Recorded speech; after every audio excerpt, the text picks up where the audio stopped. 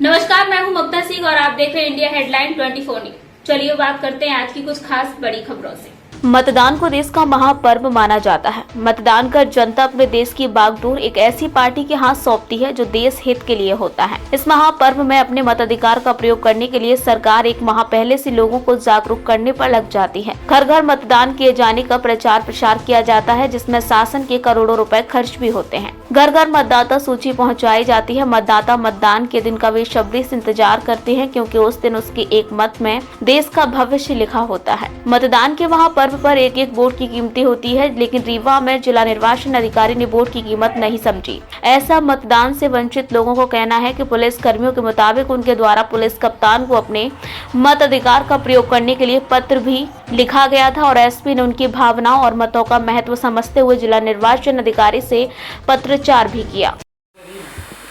देखिए, जो व्यवस्था है, जितने भी प्रकार के कर्मचारी हमारे ड्यूटी में लगे रहते हैं, जो कि निर्वाचन के कार्य में होते हैं, चाहे वो मतदान कर्मी हो, मतदान दल के सदस्य हों, पुलिस के सदस्य हों, या फिर आयोग द्वारा 4 कैटेगरी बनाई गई, जिसमें स्वास्थ्य के भी कर्मचारी आते हैं। इनको एक प्रक्रिया जारी की जाती है कि एक शेड्यूल बनता है, सभी को पोस्टल बैलेट का एक ऑप्शन दिया जाता है और वो पोस्टल बैलेट के लिए एक निर्धारित समय सीमा में संबंधित व्यक्ति को अपने आरओ को एक फॉर्म 12 होता है वो भर के देना होता है। फॉर्म 12 के वापसी का एक निर्धारित समय सीमा होती है और उस समय सीमा में जो भी फॉर्म 12 प्राप्त होते हैं आरओ उसमें पोस्टल बैलेट जारी करते हैं। पोस्टल बैलेट जारी होने के बाद जो इस बार व्यवस्था बनाई गई थी, टीआरएस में जो फैसिलिटेशन सेंटर्स बनाए गए थे, उसमें लगातार मतदान प्रक्रिया में लगे हुए कर्मचारियों द्वारा अपने अपने पोस्टल बैलेट का प्रयोग किया। जैसे पुलिस के भी अधिकारी कर्मचारी शामिल थे, साथ ही एसएएफ के एसपीओज सभी को इसमें शामिल किया गया और पूरे जिले भर में अपने पास लगभग 10,000 से ज़्यादा कर्मचारियों ने पोस्टल बैलेट के माध्यम से मतदान किया है। अब जो बचे हुए लोग हैं वो ऐसे लोग होंगे जो या तो पोस्टल बैलेट से मतदान के इच्छुक नहीं होंगे और या फिर उन्होंने निर्धारित समय सीमा में जो उनको फॉर्म अपने 12 जमा करने थे आरओ के पास, वो उन्होंने नहीं जमा किए। कितने पुलिसकर्मी हैं जो वंचित रह गए? इसका हम लोग कोई अंदाजा नहीं लगा सकते। इसके लिए नोडल अधिकारी बनाए गए थे। नोडल अधिकारियों को ये चाहिए था कि सभी को उन्होंने सूचित किया, वहाँ से उनको फॉर्म लेकर के आरओ को उपलब्ध कराने चाहिए थे, ताकि निर्धारित समय सीमा में ऐसा किया जा सकता। और इससे ये अंदाजा जो है वो ये है कि संबंधित व्यक्ति नहीं मतदान करना चाहते होंगे पोस्टल बैलेट के माध्यम से। समय सीमा इम्पॉर्टेंट है, उसका एक शेड्यूल है, उसका एक जो प्रक्रिया है, तो निर्धारित प्रक्रिया का पालन होना चाहिए।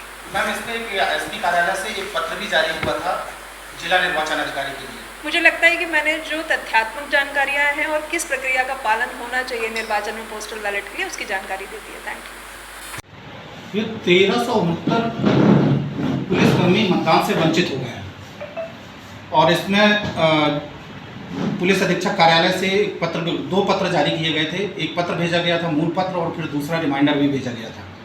जिला निर्वाचन अधिकारी का ये कहना है कि वो हमें समय पर प्राप्त नहीं हुए थे और वो अब जितने भी पुलिसकर्मी थे वो अपने मताधिकार का प्रयोग नहीं कर पाए, जबकि पत्र निर्धारित तिथि में जारी हुआ था। देखिए, कर्मचारियों के वोटों को लेकर भारतीय जनता पार्टी की जो मध्य प्रदेश की सरकार है वो पूरी तरीके से डरी हुई थी और जो भारतीय जनता पार्टी के भ्रष्ट प्रशासन तंत्र के हिस्सा हैं, जो अधिकारी जो यहाँ निर्वाचन अधिकारी बन के बैठे हैं या प्रदेश में कहीं बैठे हुए हैं, ये लोगों ने अपनी ओर से पूरा उनके एहसानों को बदला उतारने की कोशिश की है और इन्होंने जम के भारतीय जनता पार्टी के लिए काम किया। ये तो एक राजनीतिक कार्यकर्ता जैसे काम कर रहे थे। आप तो 1369 कर्मचारियों पुलिसकर्मियों की बात कर रहे हैं। पहले दिन इन्होंने 300, पहले दिन जिस दिन मतदान कर्मचारियों का हुआ है उस दिन इन्होंने लोगों को बैलेट पेपर इश्यू किए, वोट नहीं डालने दिया।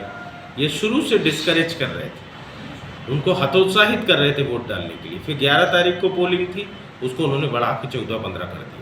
अरे 11 तारीख को 300 कर्मचारियों की 1800 कर्मचारियों ने वोट डाल दिया था, 21 को डालना था। आपको 300 को के लिए डेट पोस्टपोन करने की क्या ज़रूरत पड़ी?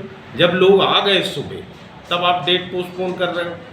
ये शुरू से ये चाह रहे थे कि कर्मचारियों के वोट कम से कम डलाए जाएं। इन्होंने पुलिस कर्मियों के वोटों के साथ भी यही काम किया, इन्होंने कर्मचारियों के वोट के साथ किया। पर ये भारतीय जनता पार्टी के लोग ये भूल रहे हैं कि कर्मचारी अकेले नहीं है, इन कर्मचारियों का घर भी है, परिवार भी। ये जब इनको आप वोट से, मताधिकार से, आप इनको लोकतंत्र में दिए हुए, संविधान के तहत दिए गए अधिकार से वंचित करते हो, तो ये और ताकत से आपका नुकसान करे हैं इन्होंने वोटों को। आखिर क्या सोच रहे हो? एक कर्मचारी अकेला है, उसके साथ उसके माँ बाप हैं, उसके परिवार है, उसके भाई बंधु हैं, उसकी पत्नी है, उसके बच्चे हैं। एक बड़ी संख्या में कर्मचारी के वोट होता है।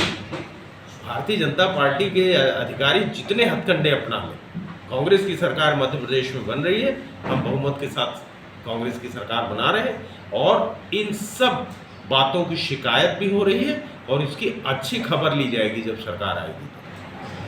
वक्त हो गया एक छोटे से ब्रेक का। ब्रेक के बाद फिर से हाजिर होंगे ऐसी कुछ खास बड़ी खबरों के साथ। तब तक के लिए नमस्कार।